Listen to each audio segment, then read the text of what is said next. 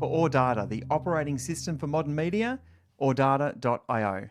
This is the Quarter Hour, and dear listener, welcome to a very special episode.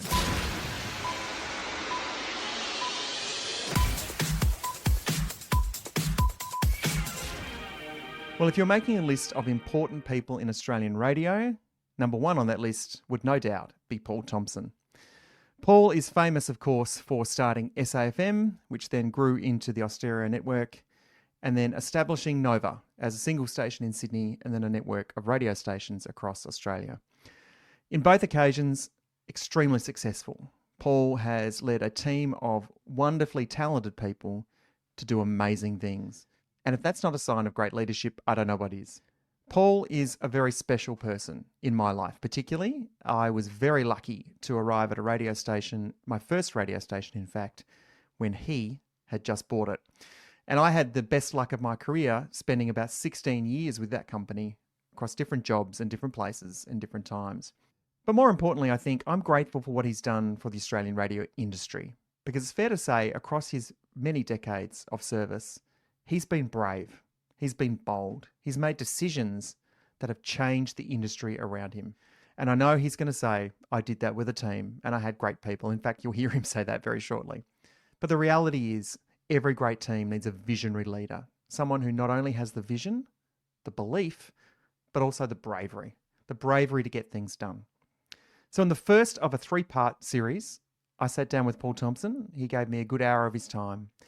And I asked him questions about his career through the lens of bravery. And what you're going to hear is some really interesting stories about his time at 5KA and what that meant becoming as a program director, starting SAFM and the Austereo network. And in this episode today, we'll go all the way up to the start of Nova. And then in episodes following later this week, you'll hear episode 2, where he talks about the Nova network, the overwhelming success, but also a failure or two. But I think what he has to say will inspire you to do your best and brave work. So, without any further ado, here's Paul Thompson. Paul, great to see you. Thanks for taking the time to have a conversation with me. No, great pleasure. The topic I've chosen for us to discuss is bravery. I'll explain why in a sec, because I'm going to come off the long run here. Interestingly, when I asked you about it before today, you said to me, I hope I can justify the topic, which is your classic humble style. But I actually can't think of anyone else in Australian radio that bravery has followed them throughout their career than you. Do you feel like you were brave in your career? I was probably braver then than I realised, and braver then than I would ever be now. Right. And one of the factors with bravery, I think, is the more you need to know a certain amount. You need to make an informed decision, you need to prepare, and you need to have belief. Belief is a really big part of bravery. But there is a point where too much knowledge creates too much doubt. And now, having done all of the things that we were involved with, in particular the building of the 2 networks, Austereo and Nova, it wouldn't happen now with me at the helm anyway, knowing what I know now, knowing how incredibly challenging and difficult and disruptive to any kind of other life that it is. I couldn't be that brave person now. I'm also pretty old. I mean, there is another factor in the scheme of things. But at the time, probably not. Belief overcame doubt throughout all of those early eras of building companies. I won't, I certainly won't be doing anything like that again. Do you look at your career and recognise the bravery within it? Because I'm about to go through some different steps in your career and give you some examples of your own bravery, but do you recognise that? You've caused me to think about it. I mean, by virtue of this very interview, I don't really think about the past very much. I never have.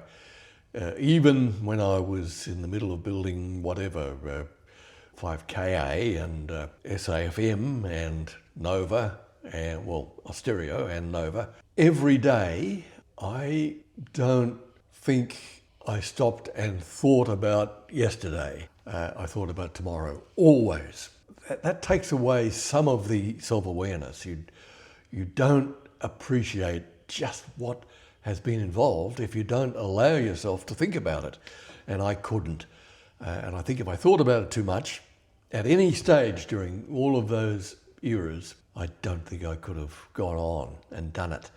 Do it, put it to one side, not forget it exactly, but not give it the concentrated thought that you could give it, or even the self-congratulation that you may indulge in by saying, gee, I've just achieved this. There was never a moment of that because there was no time for that. And it didn't help the process. It was always tomorrow. What is next?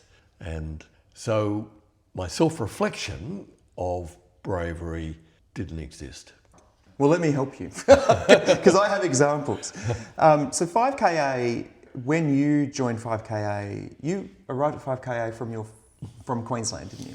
Yes, I did. Yeah, so 5K in Adelaide, for those that don't know, was had a few different formats throughout the time. It was an AM station. It was actually the first radio station building I ever went into on Franklin Street as a 9-year-old going on a school tour. It was wonderful. Lit the flame in me, certainly. When you got to 5KA, and this feels so obvious now in retrospect, of course, but I read that you would actually go and look at, or send people to look at, what listeners were buying in record stores, because previous to that, it was really up to the DJs or presenters to choose the music. Was that brave at the time? Gee, I don't think it was, no. I think the bravery was coming to Adelaide in the first place. I'd never heard of the place. Lived most of my life there now, but I just didn't know it. I was a Queenslander and wasn't aware of it. And moving to my first metropolitan radio programming job was a big step in itself. Doing so in a place that I didn't know anything about at all made that a pretty significant move. I was living on the Gold Coast. Everybody said leaving the Gold Coast is at the very least silly. In fact, I went back there just really briefly. I went back there for a week or so's holidays a few months ago, and I was talking to a waiter, and I said, "Oh yeah, I used to live here." And you used to live here, and you left. You're crazy. What kind of nut are you?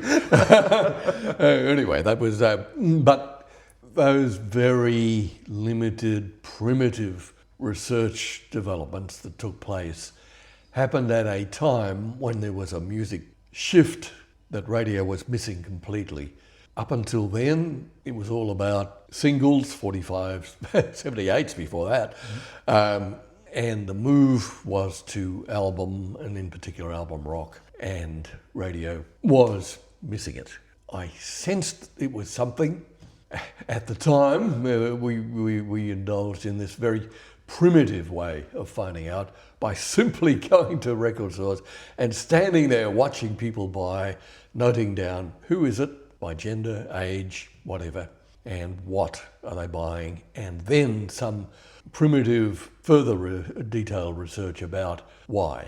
Not brave, sensible. With SAFM, or double SAFM, as it launched, of course, was that brave at the time, considering there wasn't exactly a playbook for FM radio in Australia because it was so new? Do you remember thinking, we've got an opportunity here to do something different? It wasn't just a better sounding AM station. Yeah, I thought it was much more opportunity than risk. I thought then there were 7 stations, all launched around about the same time, 2 in Sydney, 2 in Melbourne, 1 in Brisbane, 1 in Adelaide, 1 in Perth. I thought, this is going to be the music medium, and I have an opportunity to make it work in the place where I am, which was at that stage Adelaide. I didn't consider it risky at all. It was challenging because the entire AM industry, which was most of the industry and all the power, were utterly opposed and were working committedly to kill it at birth was the objective, I think. If they don't succeed in killing it at birth, it will kill them. It didn't, but in the short term it wounded them deeply. Yeah. I certainly didn't feel brave at the time in doing it. I thought, great opportunity. It comes back to belief, the thing that I think belief is so important to bravery. If you believe, you can be brave. And belief is more than dreaming. Wouldn't it be nice if? Belief stems from, I have the tools, I have the knowledge, I have the people maybe to make something happen here. And I never ever thought about any of those things as a risk once the belief was there. If you haven't got belief, I'm not sure that you're being brave is being very sensible. Yeah, it makes sense. On double SAFM, or SAFM as it's now known, is it true that you said that SAFM could be the best radio station in the world? Because I've heard that quoted, and I remember the person who told me many years ago now said that none of us believed that. None of us thought that was true. Why does a radio station in Adelaide get the opportunity to do that? But you very much believe that. Is that a true story? It is. I'd completely forgotten I ever said those words, but now that you say it, I think I probably did. My thinking at the time, as I recall, was if you set out to be the best station in, say, Adelaide, you might make it. If you set out to be the best in Australia, then at the very least you're probably going to do it in Adelaide. If you set out to be the best in the world, you're going to do something pretty remarkable, even though you will no doubt fall short. That was kind of the thinking. Right, yeah. So, but the It was setting a bar so high that even if you failed, you were still going to be spectacularly successful. Makes sense. Now, I don't know if I'm getting nostalgic, but I'm turning 50 this year, which is the same as 5AA turning 50 this year. I had the best luck of all time walking into 5AA as a 20-year-old because 3 months earlier than when I walked through the doors, DMG and yourself had purchased 5AA from the state government. That, I have to say thank you, because that purchase changed my life. I met my wife at 5AA, as you know, and have had kids through there, and I really feel like there's a track in my life and track in my career that things wouldn't have happened if it wasn't for those moments of being in the right place at the right time. So I do appreciate that a lot if I haven't told you before. On 5AA though, you said recently that you knew nothing about talk radio when you bought 5AA, but were you determined not to run it like a traditional talkback station? Was that in your mind then? No, it wasn't. 5AA was actually incidental to the real job.